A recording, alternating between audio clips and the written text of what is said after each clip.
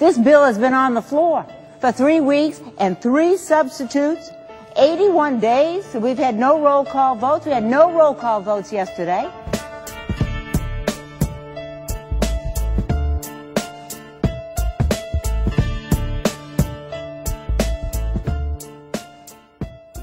This is a bill which at its core initially had pretty broad bipartisan support, but as sometimes happened in the Senate, got all snarled up with a variety of other matters.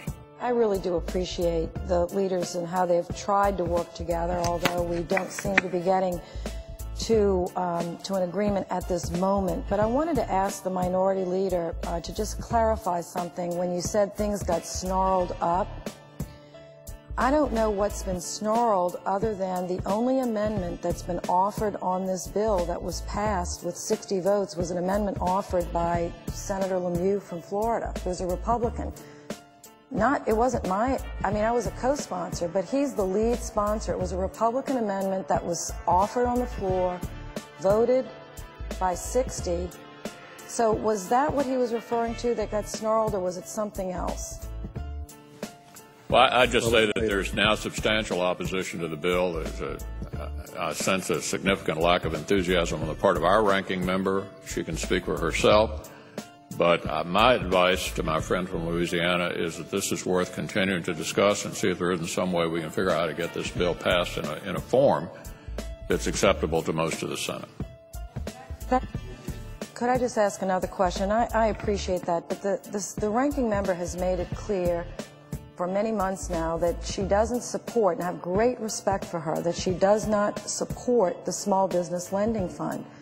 So we actually did what we're supposed to do. We had a debate for 12 hours on the floor, and everybody got to speak. She spoke, I spoke, everyone spoke, and you know what happened? The minority leader may remember. We got 60 votes, so we won. So hold on, so I just want to ask, if that's not the process, I don't know what is. I just want to know, because if that's a definition of snarled, we have a real problem. But go ahead, yes, I'll Republican leader. I'll yield for a question. The leader just said, we're going to continue to work on this. But I remember yesterday in the debate on the Disclose Act that the Republican leader came to the floor and was critical of the fact that we had left the small business bill. He said, why don't we stay on the small business bill? It's very important. And then today we couldn't work out an agreement when we accepted the 3 amendments which the Republicans said they wanted to offer. Said, fine, you may offer those 3, we'll offer 3, and let the Senate decide. And now the Senate minority leader, Republican leader, comes to the floor and objects again. He can't have it both ways. He can't complain that we are killing time here on the floor instead of taking up small business, and then when we return to it, object to finishing the bill. Gentleman's recognized. Great courage to wait until all members have already spoken and then stand up and wrap your arms around procedure.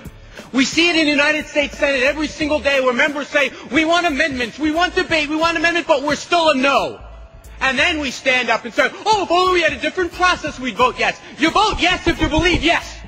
You vote in favor of something if you believe it's the right thing. If you believe it's the wrong thing, you vote no. We are following a procedure. I will not yield to the gentleman, and the gentleman will observe regular order. The gentleman will observe regular order.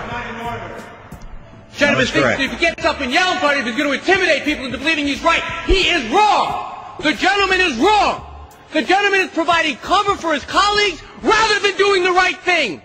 It's Republicans wrapping their arms around Republicans rather than doing the right thing on behalf of the heroes. It is a shame. A shame. If you believe this is a bad idea to provide health care, then vote no. But don't give me the cowardly view that, oh, if it was a different procedure, the gentleman will observe regular order and sit down. I will not. The gentleman will sit. The gentleman is correct in sitting. I will not. This is quite obviously not in order. Gentleman will suspend. I will not stand here and listen to my colleagues say, oh, if only I had a different procedure that allows us to stall, and then vote no. Instead of standing up and defending your colleagues and voting no on this humane bill, you should urge them to vote yes, something the gentleman has not done.